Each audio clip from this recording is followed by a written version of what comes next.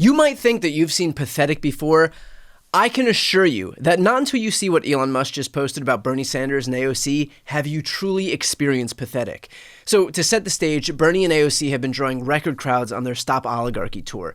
Take a look at this video from their latest rally in Denver, where a staggering 34,000 people showed up. In fact, Bernie is drawing bigger crowds now than when he ran for president, and bigger crowds than Trump drew when he held rallies in the same venues.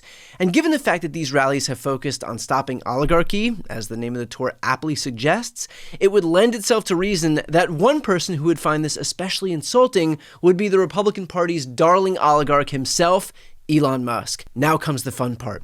Elon is so desperate to try and discredit this grassroots movement that this is the tweet he decided to throw his lot in with and amplify. That massive Bernie Sanders and AOC rally in Denver, turns out it wasn't as grassroots as advertised. Despite claims of 34,000 attendees, GPS data analysis reveals that the real number was closer to 20,000, still big, but not record-breaking. More revealing, a whopping 84% of those devices had shown up at 9 or more other protests, including Antifa, BLM events, pro-Hamas, and pro-Palestinian demonstrations, and Kamala Harris campaign stops. Over 30% had attended 20 or more. Data analysts say the crowd was anything but organic. The majority were tied to activist networks like Disruption Project, Indivisible, Democratic Socialists of America, Rise and Resist, and Troublemakers, all reportedly funded by Act Blue and some receiving backing via USAID.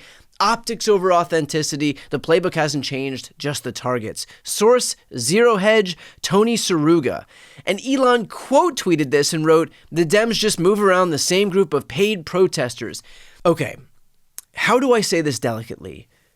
Do you know how fucking stupid you have to be to believe a single word of that tweet? First of all, who's analyzing this GPS data from devices? Does some random right-winger have access to all of Verizon and AT&T and T-Mobile and every other cell carrier's data? And did they also compile all of this data from previous events? And do they really think that there are not enough people in somewhere like Denver, Colorado to show up for Bernie Sanders and AOC? I mean, my God, the mental gymnastics here would be impressive if they weren't so stupid. Also, I almost missed that it's apparently also funded by USAID, because on this list of buzzwords, why not just include USAID? And apparently Doge forgot to release that as part of their autopsy. Apparently there are millions of dollars still available, even post-Doge, for Democrats to whisk tens of thousands of paid protesters across the entire United States, even after they took an axe to the agency. Please, someone, make it make sense.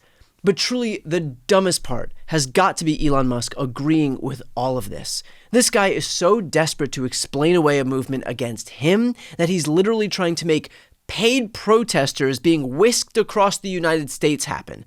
If Musk had one scintilla of evidence that these crowds are just throngs of Act Blue and USAID-funded paid protesters that are going from one rally to the next, I will quit politics today and join a monastery in Indonesia. Honestly, let me know, because that is how certain I am that Elon Musk and his sources are full of shit.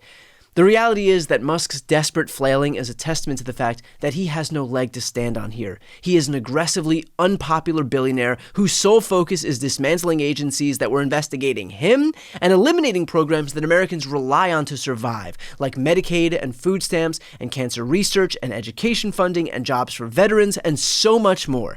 Musk doesn't care about regular people because he is the farthest thing from a regular person. His priority, as it always has been, is consolidating more wealth for himself. He does not care about you. He cares about him, his power, his influence, his companies, and his wallet. That's all. And to that end, here's Bernie and AOC making the exact points that Musk is currently trying to undermine. Now, I don't care if you're a conservative Republican or a progressive. Does anybody think it makes sense that we have a campaign finance system where one man, Musk, can put $270 million to get Trump elected, and then his reward is that he becomes the most powerful person in government?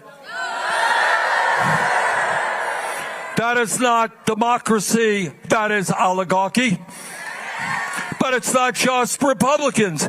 You got billionaire Democrats who are telling candidates, don't stand up for the working class. So we've got a corrupt campaign finance system. We got to get rid of this terrible Citizens United Supreme Court decisions.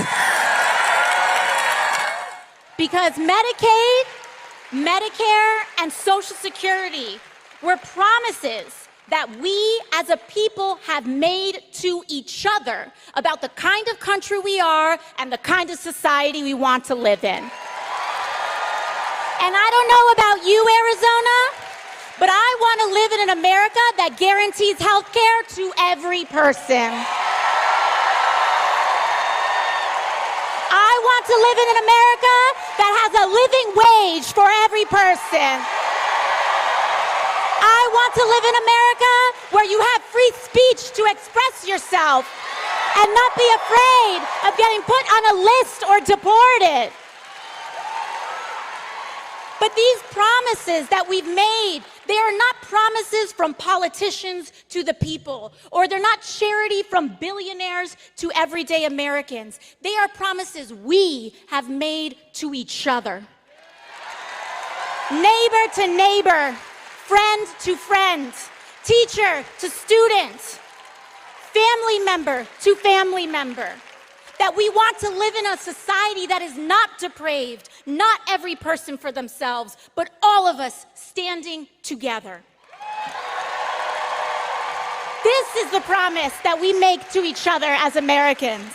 And so it would make sense that this is the type of enthusiasm that Musk is trying to undermine, because their message, a message that's clearly resonating and drawing more people in March of an off year than you would even see in October of an election year, is that exactly what Musk is doing right now is what is most unpopular in this country.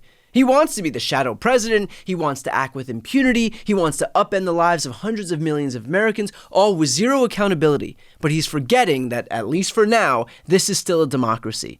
And he's about to face the only force that truly has the power to curb his own, and that is the American electorate. His efforts to pretend that it's not real are only going to awaken people even more. Before you go, first, if you enjoyed this content and you want to see more and support independent media, please subscribe to this channel. The subscribe button will be right here on the screen.